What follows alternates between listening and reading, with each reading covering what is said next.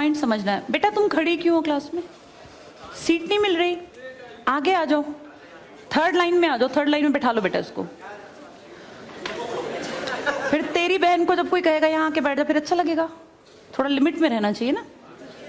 बैठ जाओ बेटा।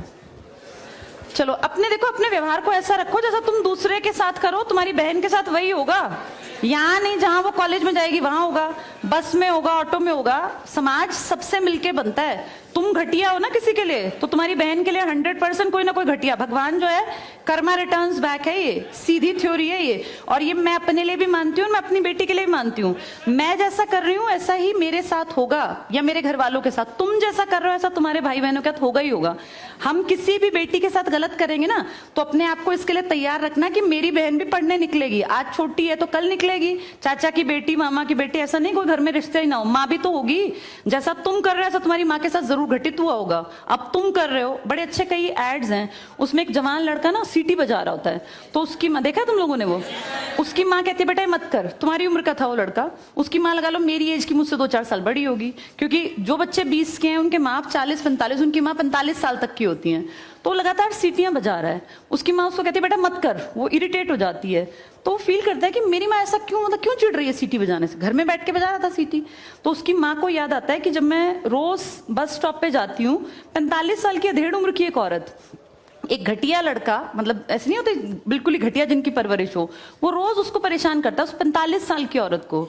तो उसको फिर फील होता है कि ये मेरा बेटा जो हरकत कर रहा है ये उस लड़के से मेल खाती है। बहुत अच्छा ऐड है, उसका एसेंस बहुत अच्छा निकल के आता है कि एक्सप्लॉयटेशन सिर्फ जवान लड़कियों का नहीं होता। आप गलत कर रहे हो ना, कोई आपकी माँ के साथ, आपकी बहन के साथ कहीं ना कहीं कोई गलत करेगा फिर।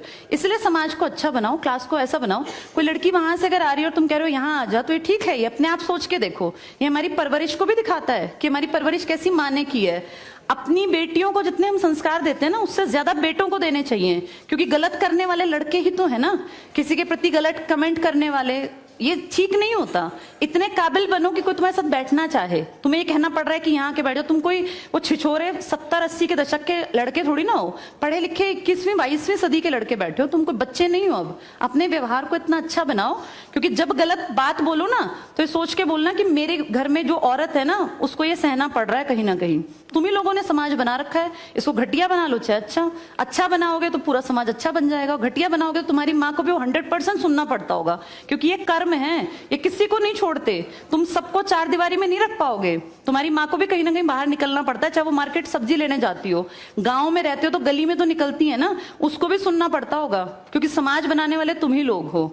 तो ये ध्यान रखो सबको कि भाई किसी को हमारे किसी भी कमेंट से बुरा ना लगे, और इनको अलग मत समझो।